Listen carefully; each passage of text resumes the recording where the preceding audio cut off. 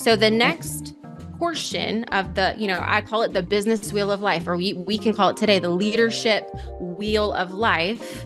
If getting clarity is the tire, if spiritual development and personal growth is the hub, the spokes are going to be branding and then product development. It's just being creative and filling the need with a product or service. This is the Leadership on the Rocks podcast, where we equip and empower leaders like you to thrive in and create harmony between your professional and personal lives.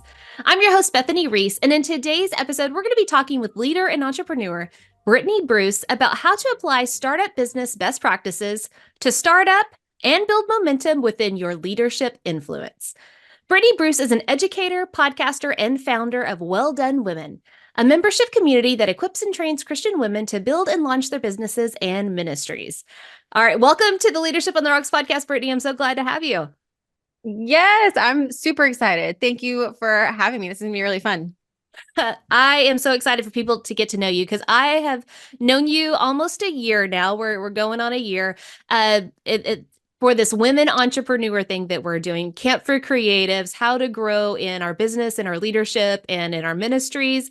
And so I got to say, I have to call you out. That's the shortest bio I've ever had for a person. And I know how awesome you are. I know that you are the mom to 4 beautiful children, which is a full-time job in and of itself.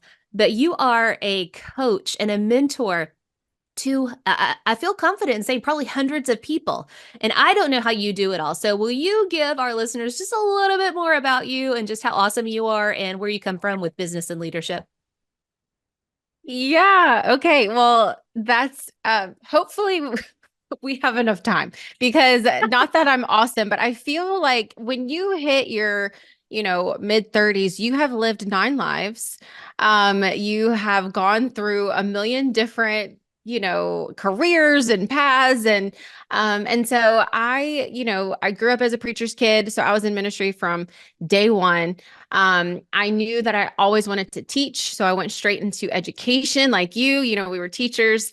And so that's my heart. But as I, started becoming an adult, I was looking around to see, oh my gosh, there's so many more options of doing life. And so I was what you would consider the serial entrepreneur. I would see something and be like, oh, I could do that. And then I would do it. I, picked up my camera, which was my very first business that I ever started. It was a photography business because I brought my baby to a newborn session.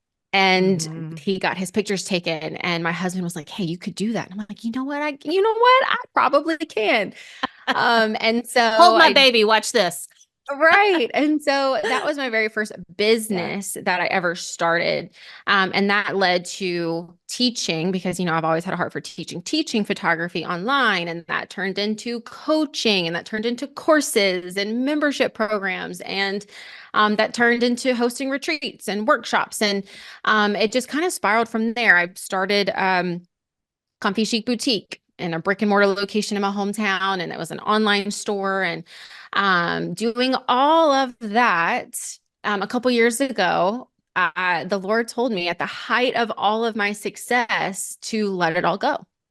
Oh, wow. And as a serial entrepreneur, and as something, it's in your bones. Like when you are called to lead, it's in your bones to just create and do and serve. And when you see a need, you fill a need. And, I know most of your listeners are here because they feel called to leadership, or they know that they're called to leadership. And that can be scary. It can be risky. It can be overwhelming. But all it really is seeing a need and filling a need.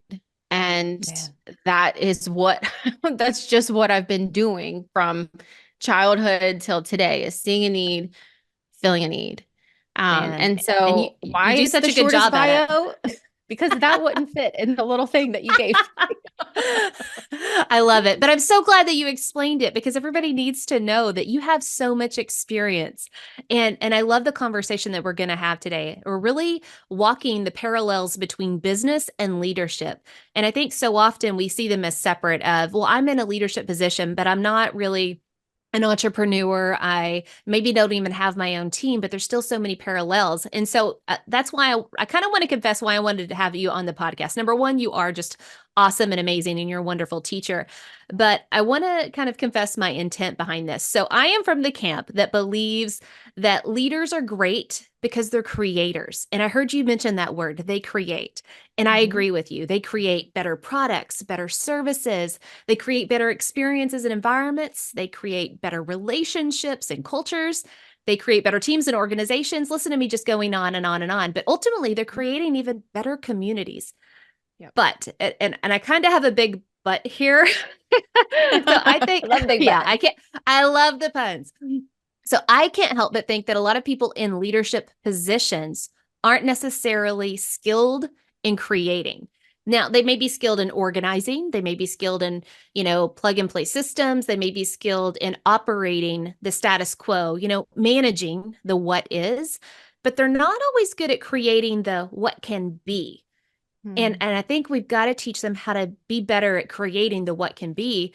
And now, I know I just made a generalization. Everybody's like, you're generalized too much. And I'm like, but it's kind of true, at least based upon the experiences I've had. Number one, the organizations I've worked for, the organizations and leaders I've coached. But then the third one is just, well, I'm a consumer of so many, products and services from other organizations. And you just see it everywhere. You see a bunch of managers kind Hmm. of just keeping the status quo of what is. And it makes me sad because they have such potential to be those leaders that blaze trails, take risks, and move from what is to what can be. And that's where I want you to take us. Again, I see the parallels between business and leadership. And so I really want you to help us. How do we create as leaders? How do we create? Startup businesses have to create something. That's what starts up their business. As leaders, how do we learn to create our leadership so that it actually makes that impact that we're looking for? It builds those positive teams.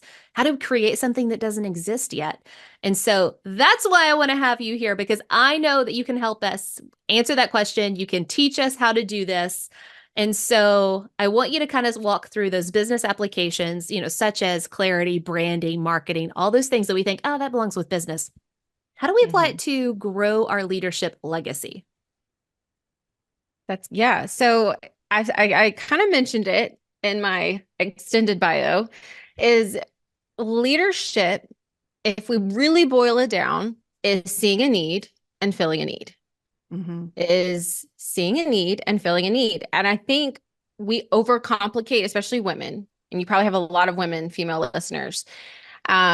We overcomplicate, we overanalyze, we overthink, and that we're called to lead, but we are called to Mm-hmm. lead, or we know that we want to be a leader in our home, in our work, in our business, whatever, in our ministry. But fill in the blank. I don't have Yeah. enough. I can't, whatever. If we boil it down to seeing a need and filling a need, and then creating products, services, plans to solve those problems, your leadership will ultimately succeed. Your business, your ministry will ultimately succeed. If Mm-hmm. you look at any successful leader or any successful business or any successful ministry, they got super clear on who they are and who they serve. Mm-hmm. And that is what's called branding. Branding is this fancy word that really, when we boil it down and we simplify it, it's not colors and fonts. That's what I think, what we, Mm-hmm. go to first thing Yeah. is, oh, it must be colors and McDonald's branding and arches. I'm loving it. logos, right? Yeah. And those are good, and those are, the Mm-hmm. visual branding, but branding to its core, it is who you are and who you serve. So if we can get super clear on our passions, our strengths, our giftings, our talents that we've received, not what we worked for, not, Mm-hmm. that, scripture says that we receive these talents and these gifts and these strengths from the time that we were conceived in our mother's womb. We were fearfully and wonderfully made. We were chosen and created. And he gifts us these things. If we can define that, if we can see that, if we can study that, and who we are called to serve. Because leadership isn't barking orders. It's not telling people what Mhm. to do. Leadership is serving. Oh, And amen. that gives you a big sigh of relief because you don't like, if I say, hey, I need you to lead this event, that's overwhelming. Hey, I need you to Hmm. lead this family, that's heavy.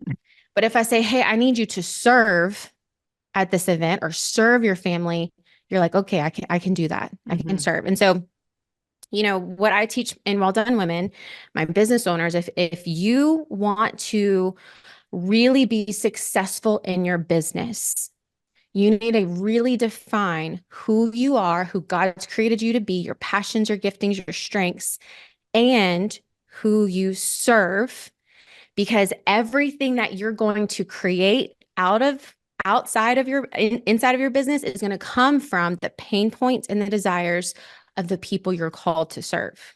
Hmm. And so that's kind of the secret sauce on how do I know what I create? How do I know what to create? How do I know what organizations, what services, what products I can create or offer the people who need my help? It comes straight Hmm. from knowing their deepest desires, what they're needing, what they're wanting, and what they're struggling with and what they're looking for, but they can't find.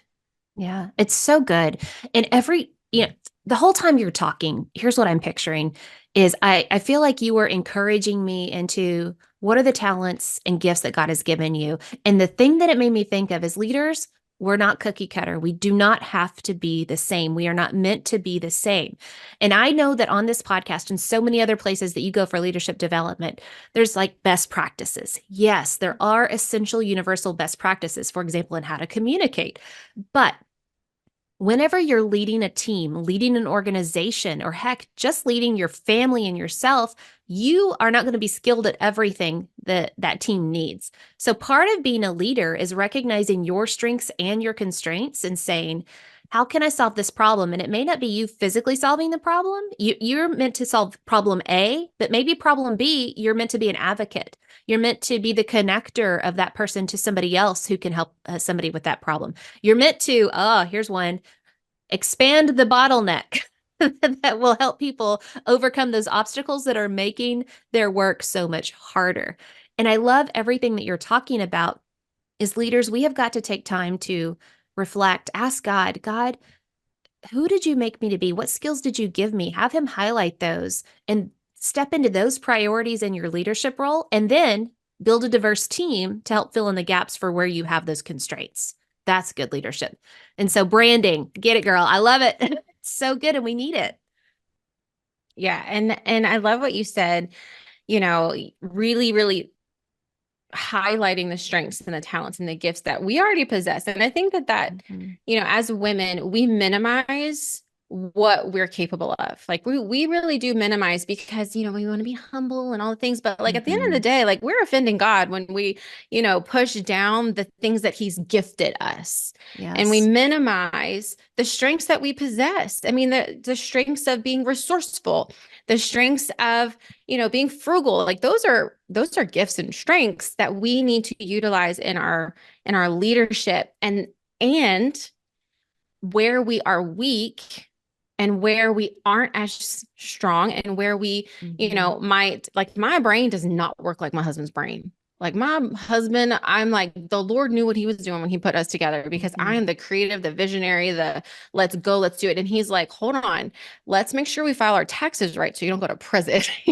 So like, The logical thinker. Yeah. yeah, I truly believe that where we aren't as strong, number one, it reminds us to depend on the Lord, and Mhm. to know that if He calls us to it, He's going to lead us through it, and He's going to provide what we need when we need it.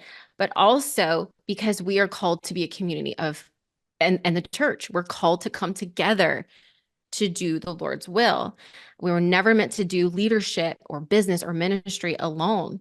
And so we are reminded in our weaknesses that, hey, I can depend on the Lord and know that He's going to provide people to help me fulfill the mission that He's calling me to. Mhm. It's so good. And so you've talked about clarity, you've talked about buy-in, just really diving deep into who am I as a leader and who do I serve? What am I about? Because I need to be about it. I love it so much. So, what is kind of the next step that you take business owners through as they're trying to start up their business that we can apply to starting up our leadership? We've talked clarity, we've talked branding, and then what would be next? The next thing is product development, or what can we offer? What service can we provide? What product can we create? Whenever you are leading your family, okay, you're a Mm-hmm. mom, you're at home, and your kids come home from school and they're starving. What do? You feed them, right? So Mm-hmm. when you are in ministry, when you are in business, when you are in your workplace and you are serving the organization, the people in it, you need to keep your eyes open as the leader. That's your job, is to see. And that's all throughout scripture. Like the Lord Mm-hmm. saw the Israelites in pain and then he provided.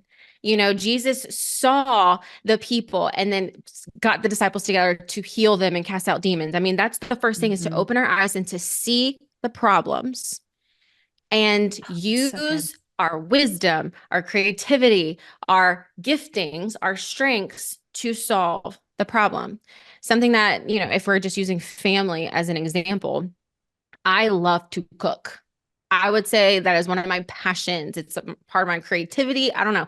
I love to cook. So when my kids are hungry, I'm going to use what I love to do to serve them. Mm-hmm. Whereas my husband, he is resourceful, but he does not love to cook. He sees a need. He sees a need. He's going to fulfill the need by ordering pizza. So, we are serving the same people. We see the Mm-hmm. same need. We are executing the product and the service in two different ways. So, the next portion of I call it the business wheel of life, or we can call it today the leadership wheel of life.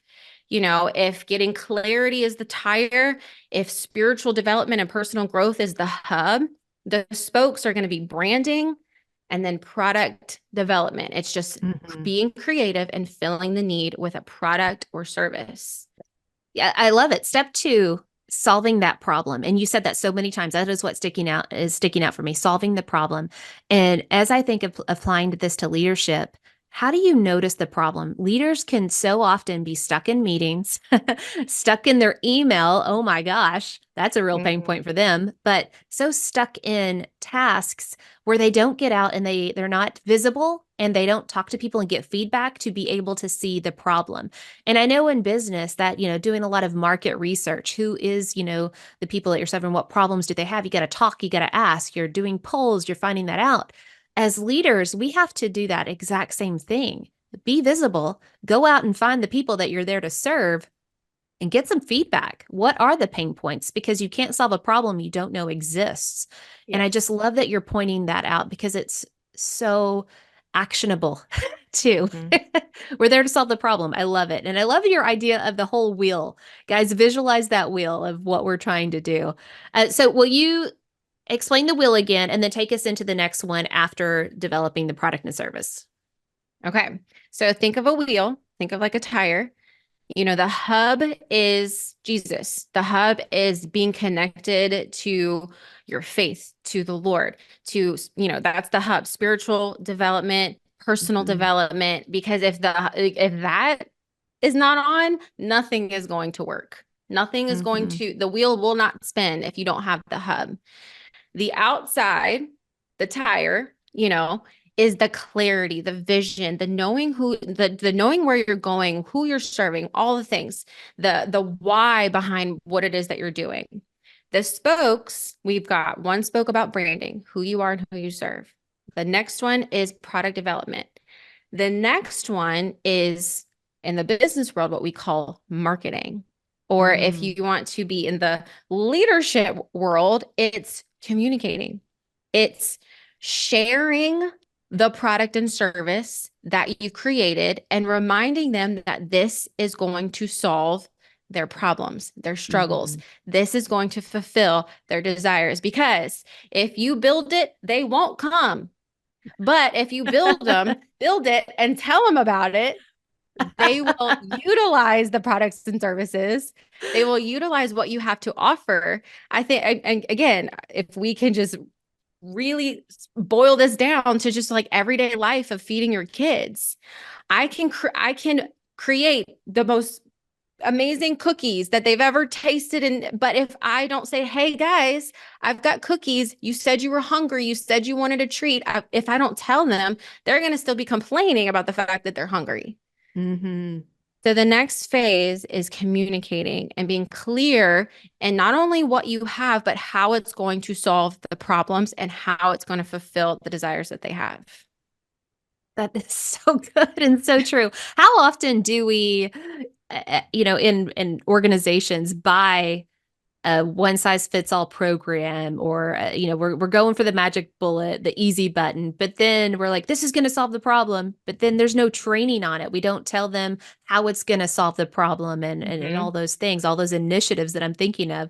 But you are so spot on. Is we have to communicate. We have to explain, here's the problem, here's what we're solving, here's how it's going to be solved through this whatever initiative, new program, whatever it is that you're doing. And communicate it well enough that they buy into it, right? Mm-hmm. If you say, oh, we got another set of cookies here, kids, come on down. I don't like them, and I hate this. I hate this brand. I had to buy off brand today. You're not selling the cookie very well. But if you're like, oh my gosh, I know you're hungry. I am too. Look at these cookies. They look so delicious. Guess what? Before they even take a bite into it, they're like, oh, yeah, that does sound good. How we communicate so matters. So true. That was so good. I love how we're just going to keep going on with the feeding the kids But that's a real analogies life here. application. Yes. Yeah. All right. So, communicated and marketing. Do you have any advice besides just explaining the problem? Are there any tips or tricks inside the communication? Because I really think that that is a huge obstacle for a lot of people. We're just not good communicators. We think a lot of things in our head and we think that we've communicated it, but we haven't. So, how do we get better at the marketing, at getting the buy-in? There's two things that I think, again, there's a million things that we can do, but if I could just share two things. Number Mm-hmm. one is using their language and sharing what it is that you're offering them. So again, saying, hey, we're going back to the cookies. Okay. Hey, remember when you said you were hungry? Remember when you said, you've been at school all day and they didn't feed you snacks in the afternoon, like using their own language to tell them about the products and the services that you are selling them. So Mm-hmm. that's number one, is using their own words. And again, back to, your question of, how do you know your people? Well, you've got to get on the ground floor and get in the rooms with your people. Mm-hmm. Again, as leaders, I think it's easy to get stuck in the office and doing the emails and, running the show. If we're not in the same rooms and sitting shoulder to shoulder with our people that we are called to help, you'll never hear the language and the words that they're saying. They will tell you their problems. They'll have no Mm-hmm. problem telling you what they want and what they need. We as leaders need to humble ourselves, get in the same room, shoulder to shoulder with them, and listen and write down the words that they're saying. Use those same words to tell them about the products and services you created for them. So that's the first one, is using their own words. The Mm-hmm. second thing is you've got to be passionate about what you just created. It's got to be in your gut, in your soul. If you don't believe that the thing that you have offered them is going to change their life, they're not going to believe you and they're not going to say yes. Mm-hmm. And so use their language and get really stinking excited about what it is that you're offering them. Because if you're Oh, man. not, they won't either. I cannot tell you how many meetings I have sat in where whoever is pitching the next thing that we got to be working on, the project, whatever, and their attitude and their tone is so negative.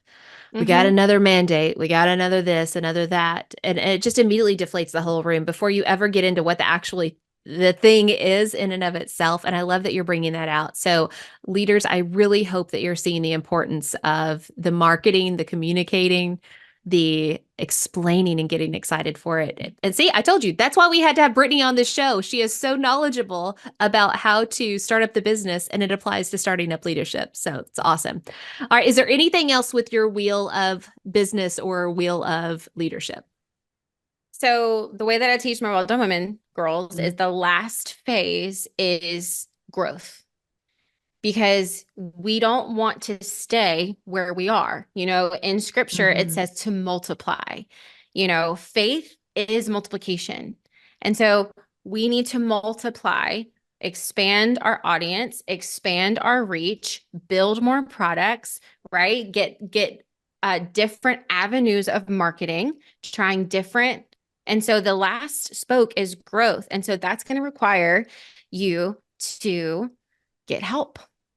This is might Mm. be where you need to hire a team member. This is where you're going to might need to outsource some things so that you can stay in your strengths and giftings, so that your family can grow, your income can grow, your audience can grow. And when you put into those practices, you'll be able to uh, have a higher end brand, Yeah. have another product. So you're going to go over the wheel again. You're going to have another way that you communicate and market what it is that you just created, the product and service you created. So the last phase is automation and growth. How can we That's awesome. simplify? What can we eliminate? Maybe what didn't Mhm. work. So it's kind of looking back at all the things that you've implemented and say, hey, that didn't work. Let's never say that again. Hey, this cookie didn't taste right. This was not a good cookie for my kids. They didn't eat it. Let's not waste money and spend. So it's taking everything that you just implemented Mhm. and eliminating what didn't work, automating what you can, and delegating everything else. Man, I love it. And we've talked about those specifically on this podcast before, how we do need to look at elimination, automation, and delegation because it's so, Yes. so important.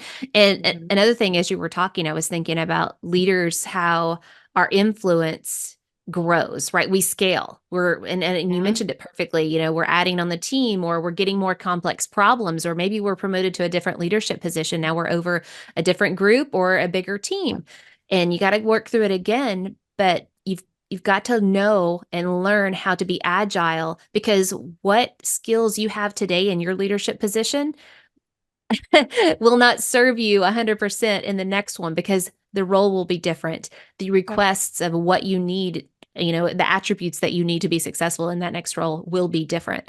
And so you have to be Yep. very agile in that and find the new problems and the new Mhm. priorities that you have, because now you're serving a different group, or you're expanding, you're scaling. So it was just such good advice. Is there anything else that you can think of that we need to know from the business model that you teach that say, hey, this applies to leadership? Yeah, I mean, if you this is where I always kind of like, okay, let's bring it back in. Um, you need to, if you're, a believer in the Lord Jesus Christ and you want to do what he's called you to do, if you want to, fulfill the purpose that you've had on this earth, the goal of our business, the goal of our leadership, the goal of our ministries is to inevitably hear a well done. Mm. And that means that it's not always going to look like financial success. It's not always going to look maybe how you imagine. But whenever we're able to say yes, little small yeses along the way, and we are saying, and we're being obedient to what he's calling us to do in this specific season of life as a leader, as a business owner, as a mom, and Mhm. we are doing it for the good of others and for his glory alone, you can expect to hear a well done, good and faithful servant. And when you are faithful over the little, he will put you over much. And that's what he says in his scripture. And here's the best part of all of that. The best part is the last thing that, in that parable of the talents is where I get this Matthew 25. The last part, it says, enter into the joy of your master, which Mm. means joy. You will be able to feel fulfillment. You will be able to feel joy and happiness. And at the end of the day, you can have a successful business and not feel any of those things. So true. I've firsthand, I think we can all say yes and amen. But Mm-hmm. if we're able to say yes and be obedient to the small things, the small tasks, being faithful with what he's given us today, we will be able to feel that fulfillment and that joy because that's what he promises. And so that's what I want to encourage anyone who's listening is if he's calling you to be a leader and he's calling you to ministry or business, Mm-hmm. say yes. And he's going to provide everything you need through people that you need, through programs, through this podcast. And so I know this all can be super overwhelming. But at the end of the day, if we can simplify it to just, you know what, I'm going to be obedient with what he's calling me to today. I'm going to say yes. Mm-hmm. And every night and every day and every moment, you can hear a well done. You were faithful over what I've given you today. You will be able to go every day feeling the joy of your master. Oh, that's so good. And that right there, everybody, is your key takeaway, right? Give us this day our daily bread and to be faithful daily into what he's called you to that day. Like shrink it, make it Yep. simple. It's today. And I love that. Thank you so much for the wisdom that you've given us, that you've shared. There's so much richness in there. And guys, I just, I encourage you to go look at Brittany's things. She'll talk about it in just a second, but see how you can apply those amazing business practices in your leadership. Number one, everything that she does is so biblical. But business wise, it's also very helpful because it will grow your leadership. It will help you scale and grow that impact. So it's so, so good. But Brittany, you've given us such amazing advice, but now I want to flip and go the opposite way. What is one poor decision you would tell our leaders to avoid? Like, leaders, don't do this thing because you're better than that. I think the one thing I would say is stop looking everywhere else. Stop Ooh, looking around.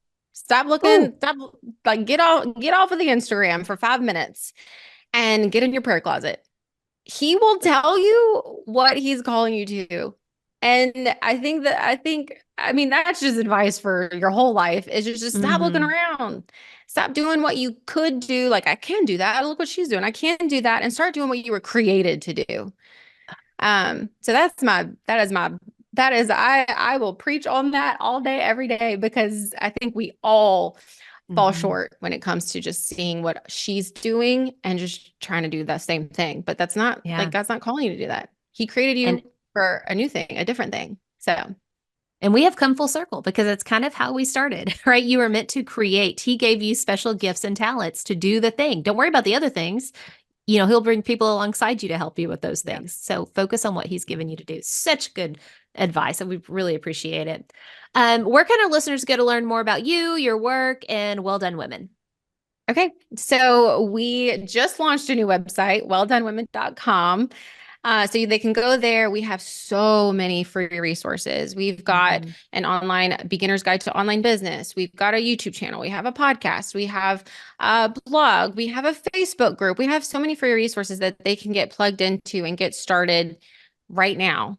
Mm-hmm. Just kind of like taking one day, one step at a time to figure out. We have a clarity in your calling workshop. We have so many things. So if you head over to welldonwomen.com or you can follow us on Instagram at welldonwomen_. Nice. Gotta love those underscores with Instagram all the ways. But guys, don't worry, it'll be in the show notes. I always have the links there. Well, Brittany, you are wonderful. I love how you are loving on and serving other people. You are doing what God created you to do, and we're better for it. So thank you for being obedient in that. Thank you. And all right, guys, until next time, continue putting in the work of building your life and leadership on the rocks, the essential rocks. God bless.